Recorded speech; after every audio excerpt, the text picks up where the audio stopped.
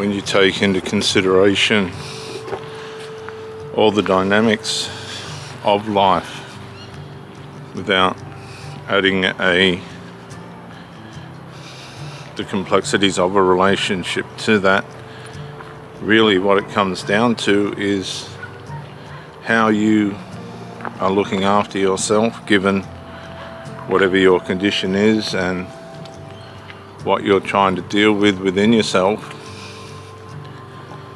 and whether you're going about that the right way, or depending on drugs and alcohol and other chemical substances that may not be prescribed or needed.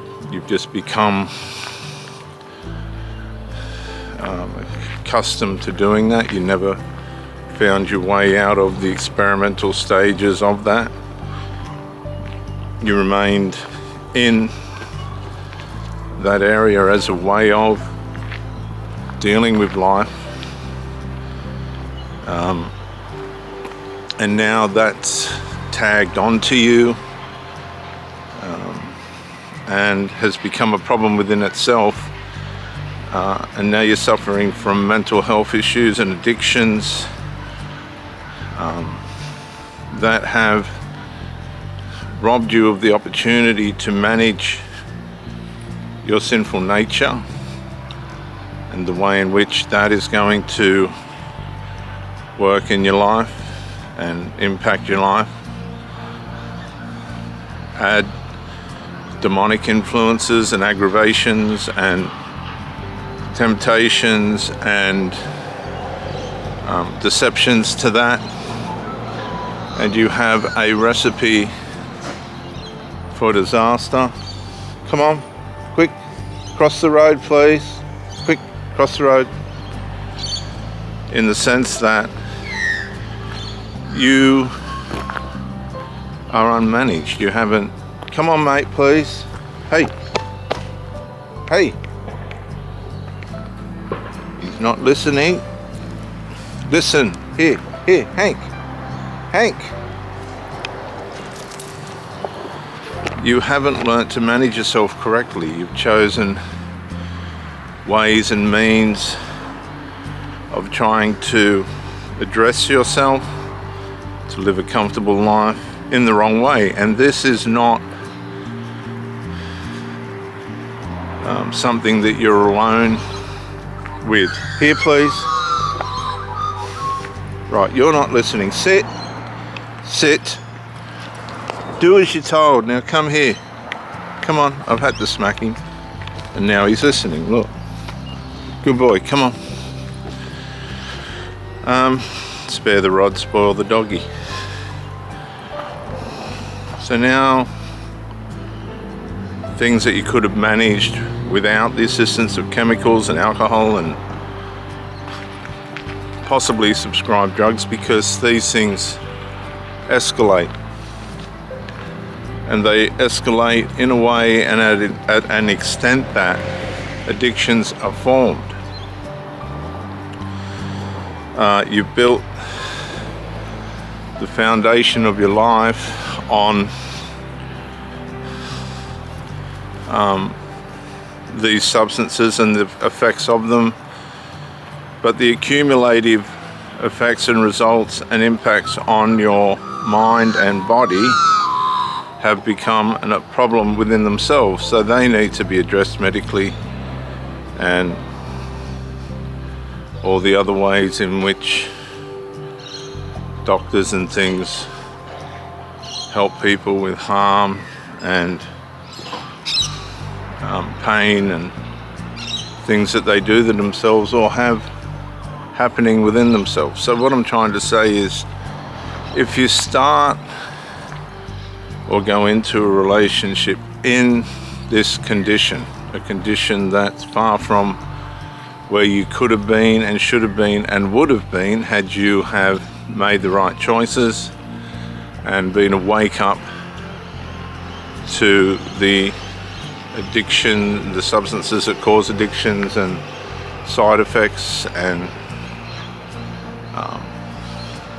damage to your body and organs and the rest of it, then good boy, then you wouldn't have found yourself in the place that you're in, and now you have to find or have somebody that can navigate you in this condition as well. Now, if you add enmeshment to that, people in the family that have gone down this pathway as well, and it's become multi-generational, and it's deep within the psyche to think that this is the way that you manage things. We'll go this way, please, mate. You're not listening? Come on. Then it turns generational. And because the parents justified it and doing it, then the children and associated family members that, come here please, Hank, come on,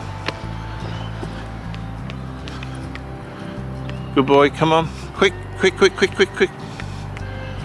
children and associated family members that have jumped on the bandwagon of this choice of lifestyle find themselves in the same rabbit hole, in the same wrong choices for life. And this then in turn starts a lineage, and the lineage gets worse and worse because you'll get the odd black sheep in amongst all this that breaks away and goes, no, I've seen too much pain and too much harm associated with that kind of lifestyle, I'm not doing that. You will get those ones that break away, but as the principle goes, 80-20, 80% or maybe 90% won't, and the other 20% or 10% do get away from it. And so what you end up with is a pattern of lifestyle that just doesn't work. It just doesn't work.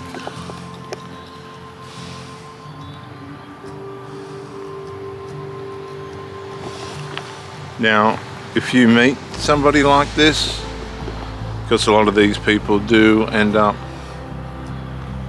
on their own, because they're too hard to live with or be with. There's too much drama, and they like the drama because that's what comes with the toxicified lifestyle. Of course, you'll go through the initial love bomb stage and get all the goodies that come with that, but then as the relationship relaxes and they fall back or deeper into their substance uses and fall away from the pattern of behavior that they were displaying at the start, then this is how people find themselves, and I've had this happen to me, in relationships with people that are functioning addicts, functioning in the sense of they can moderate themselves in a way that enables them to, I don't know what's wrong with him, enables them to be able to navigate and negotiate life in a way in which they can make an income and support their habits and behaviours and things. Others fall on government benefits and things like this, which cost taxpayers. And here please, Hank, come here. And then you find yourself trying to deal with, come here please, come here, here, look, here. Trying to deal with toxic people that you're not going to be able to manage, and you'll begin to go into breakdown and trauma yourself at a mental health level. So everybody goes down, and the reason for this is to continue the toxicity. Toxicity has to be continued. And if you find yourself in this cycle and you realize that's what's happening to you and the trauma's begun, the headaches and migraines and things, it's time for you to get out. Don't be like that dog trapped behind the wire gate. He's gone through a crack in the gate and now he can't find his way out. Don't be like the little dog. He knows where the way out is. He's just not choosing it. And it's time for you to do the same. Come out. It's hard. It's not easy. And get back on with your life.